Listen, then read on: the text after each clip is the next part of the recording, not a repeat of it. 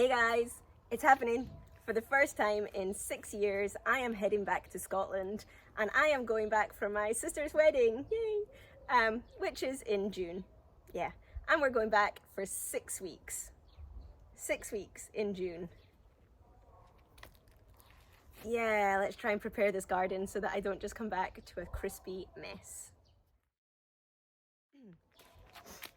For anyone that doesn't know, my name is Peggy and I am on my 3rd season of growing a cut flower garden here on my allotment in Kanagawa Prefecture, Japan, which is just south of Tokyo in USDA Zone 9B, where it's really sunny and I can't really see anything today. Okay, so obviously I love my big sister more than I love my garden, but seriously, June, I'm gonna miss so many things flowering, and I just don't know how I'm expecting to come back to just weeds. The only good thing is that June in Japan is rainy season, so for like the only time in Japan, I don't have to worry about the garden getting enough water. As you can see, it's about to rain behind me, the clouds are coming in, so water is not going to be an issue while I'm away. So it's just a case of trying to make it so that everything is not going to bloom while I'm gone, getting rid of the weeds that are in here so that hopefully the weeds are not too bad by the time I come back, and seeing what else it needs done to see if this can last without me for that long. What do we need to do? This is not a good start. Weeds everywhere. Okay, so like I said, we are coming into rainy season and it has been raining pretty hard for the last week, which has meant I haven't been able to get down to the garden very much. I come down on the bicycle, I do not drive. So the garden has got more weeds than it has ever. So the first thing I need to go through is go through and get all of these weeds right out so that they are going to take a long time to re-establish themselves, and hopefully by the time I come back it'll look like this and not be up to my knees. So let's get weeding.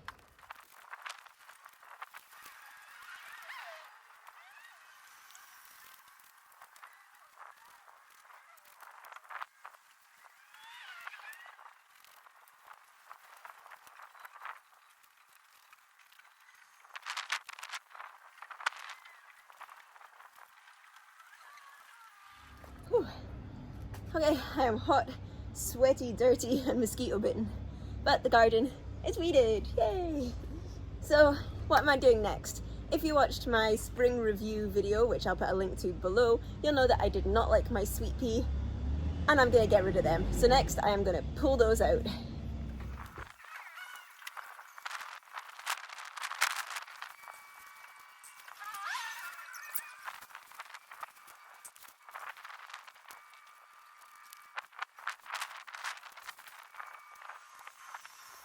That has left me with such a bigger space here. But there are a few things in here that have self-seeded that I'm gonna leave. This first one is verbena. I grew this my first year in the garden and it's a workhorse, but it does spread and I have been pulling it out ever since. But usually I let a couple of strands each year grow because it does come in as a nice little filler. It's already got flowers on this one, it was hiding well in those sweet pea. But I tend to find this popping up all along here. So it will self-seed viciously, but like I say, it's a workhorse and it is actually quite a nice filler. The other thing is this, which I am pretty sure is shiso, which is a Japanese herb, usually served with sushi. They use the leaves of it to put the sushi on because it takes away any kind of fishy smell or not nice odor and just kind of neutralizes everything. But I have heard that some people use it as a foliage. It does get really big and fluffy, and some people use it as a foliage in flowers. So I've got 2 growing nice and neatly in my row there, so I'm just going to leave them and see how that turns out. So now that I've got this nice big space where the sweet pea were, I'm going to go ahead and plant in my straw flower. Here I have some pastel straw flower and some bright straw flower that I planted last year and really liked to come up with some dark purples, some reds, some really deep oranges, whereas this is more the kind of peachy yellows that are used more in wedding work and things. But I've never grown this one before, love this one. So I'm going to put these in, and I'm putting them in quite late now. I could have had these in a lot earlier and they would have bloomed through summer, but I like these for the end of season to go with the very last of my dahlia and my chrysanthemum. So these are going in now. They've been growing at home and something has been eating them just the last couple of days. They've got some holes in, so I'm glad to be getting these in the garden now.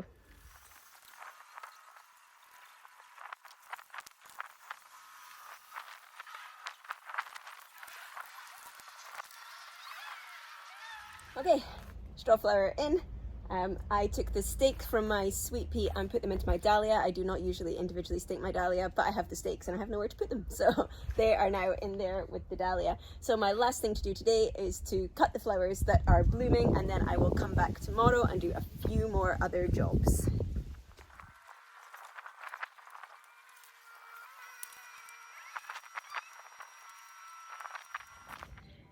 It's my bucket for today.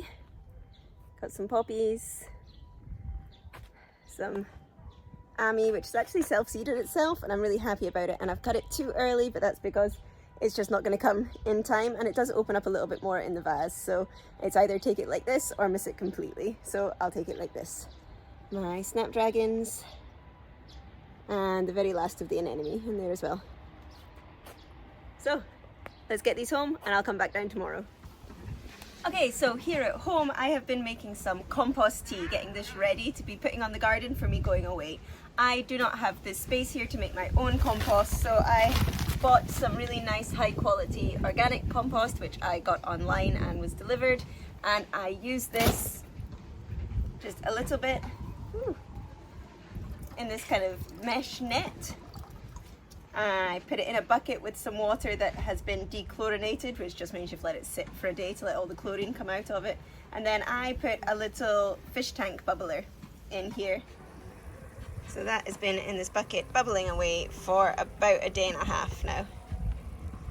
And because I have been putting oxygen into it with the fish bubbler, it means this is actually alive. So I need to use it within 24 hours to get the most out of my compost. So I am going to move this out of the bucket and into here, which is a little pump sprayer. Got the spray edge here. And I'll take this down to the garden and get this onto my plants.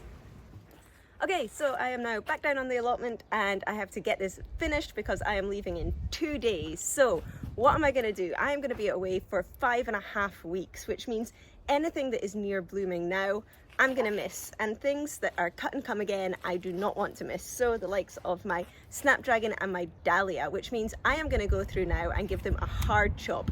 Is this a Chelsea chop? Nah. I'm just gonna give them a holiday chop. So basically anything that looks like it might flower within the next 5.5 weeks, I'm gonna cut it back. I'll show you what I mean. Okay, I'm gonna start here with my snapdragon. Now some of these are quite short down at the front, but these ones I've been cutting from already. And usually this is too soon to cut it. You want to wait till you've got about 1/3 to 2/3 of the flower open on this before you cut it. But this isn't going to come in the next 2 days. Even if it did, I've got nothing to do with it. So I'm going to go in and I am going to take off anything that has a flower bud on it. So these, they're already starting to bud. They're already starting to come. But there's nothing I can do with these. They'll flower while I'm gone, and once these flower and go to seed, the plant becomes less productive. So I just want to go through and make sure I have everything cut right back.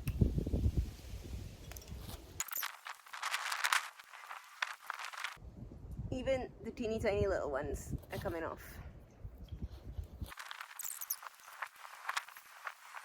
Okay, so these are the new chrysanthemum that I put in. Behind me I have my spray ones, and these are the kind of bigger ones. But as you can see, these are still just growing on one single stem. Now, if I was growing these Japanese style and I just wanted one giant flower, or they say three flowers per plant, then I would leave it like this and I would strip down the leaves and I would disbud all the other ones. But that's not what I want. I want to be growing these for a cut flower. So I am going to go ahead and pinch this right back as well. And that means that more side branches will come out. Now, this is not due to bloom until the end of the season, kind of September, October, November time. So this still has a lot of time to get growing and get big and bushy. So I'm going to go through and snip back all of these. There.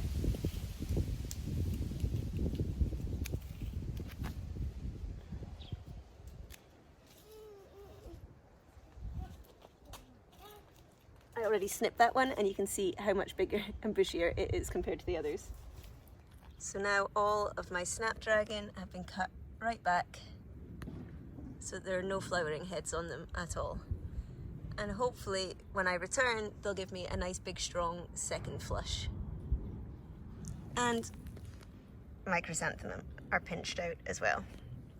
So here's one that I have just pinched, and you can see it's just a single stem. whereas that's one that I've pinched previously because it was bigger when I got it, and it's already big and bushy. And this one as well, you can see I pinched it in there. Can you see that? In there is where I pinched, and it's already started to put out all these other side branches. So just more flowers and a bigger, healthier plant. Okay, so here are my dahlia, and I pinched these back last week, 2 weeks ago, and you can see they've got much bigger and bushier, but I'm gonna go ahead now and pinch off some of these because they have started to put buds on as well. This is the first one that came, and it's budding.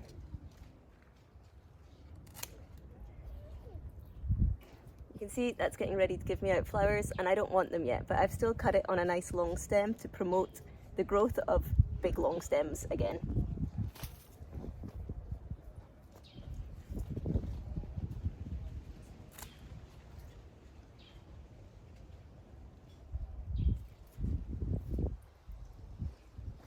Looks like I just had the two. Done. I have also already pinched out my dahlia down here, my zinnia down here, but you can see some of these are going to start putting up buds as well, and so I'm going to pinch that out as well and just delay that by another couple of weeks.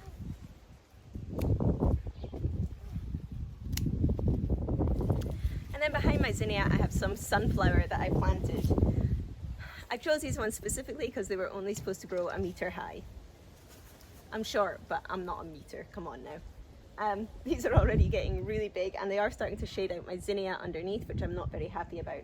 I did think these would be blooming by now. They've started to get their flowers on them, but they're nowhere near ready for me to cut yet, which is a little bit disappointing. Now I am going away for a long time, but my husband's only coming for 2 weeks, so when he gets back, I guess he's going to cut these for me, and my sister-in-law is going to get a nice bunch of sunflowers. Yeah. They're not as far along as I wanted them to be. I do, however, still have a tiny bit of space here right behind where the sunflower finished, and I'm going to go ahead and plant another succession. Definitely says 100 centimeters on there, by the way. I'm going to go ahead and plant another succession of these, and my husband is under the strict instructions that when he cuts these to give to his sister, he replaces with a seed, so that by the time I come back, these are 60-day sunflowers, so they won't be ready to bloom, but they'll be at about the same stage as these ones, hopefully. Okay, I'm also going to go ahead and cut this yarrow. Now, this is a bit early for me to be cutting. I would want to wait for all these little bits to be a bit more open, but if I don't cut it now, I'm going to miss it and I won't get anything at all.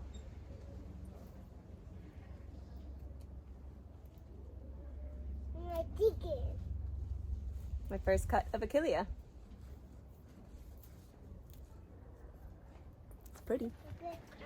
Okay, so the last thing I'm going to cut back is my lupin. Now, I planted this lupin from seed in about October, I think. I started it really early, and it's giving me flowers, but they're teeny tiny.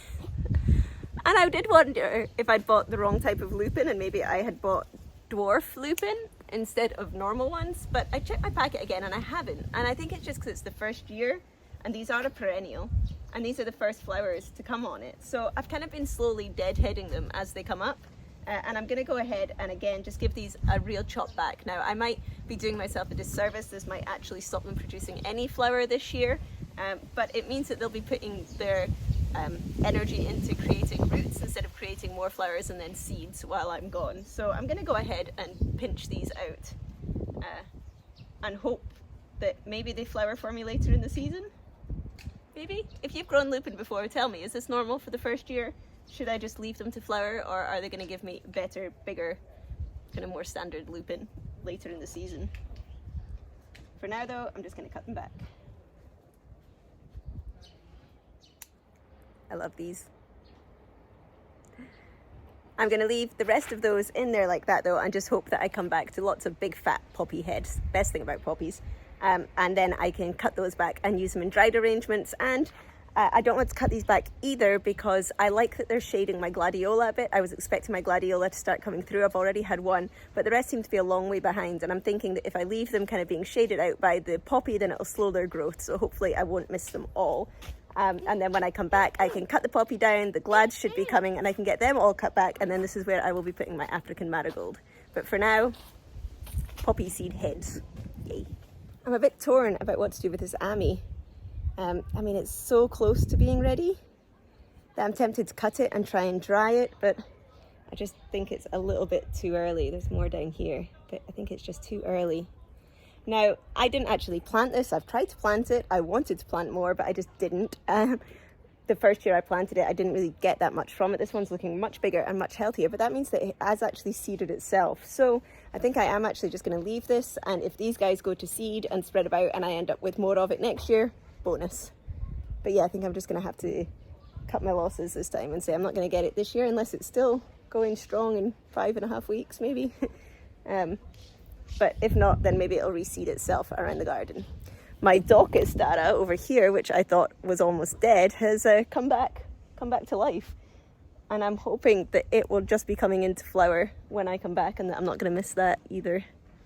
Let's wait and see. My Rudbeckia is getting really big and starting to bud as well. So that might be in flower by the time I get back. And you can see over here my Scabious is starting to come and get buds on. But my Echinacea is starting to come, I guess. It's just a lot smaller and a lot further behind, especially these ones. This one's starting to get flowers on as well. It needs held up. So maybe they'll be ready when I get back. So the only other thing I can do is leave this garden as healthy as possible, and that's where my Compost D comes into play. So I'm going to go and spray this mainly on the leaves now. That will prevent hopefully any fungus or especially powdery mildew. Now it is rainy season, and yes, powdery mildew is very easily washed off of leaves just with a good downpour. But also in between the rain here, it gets very hot and it gets really, really humid, and the temperature swing from morning to midday to evening is really, really big, and that's what powdery mildew loves. So this should help keep the powdery mildew at bay and keep my plants happy while giving them a little bit of nutrition before I go away.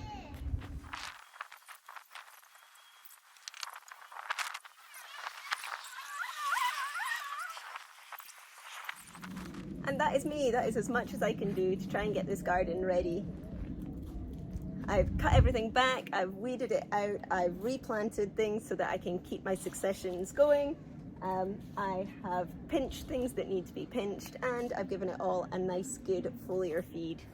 And I just hope that that's enough. If you want to follow along and see how the garden survives and how everything else in here does, then remember to hit the subscribe button below. If you want to see what I do with my cut flowers, you can check out my Instagram page, which is From the Witch's Garden, and there is a link to that below here. And I'm off to Scotland, so I'll see you guys in a few weeks. Bye!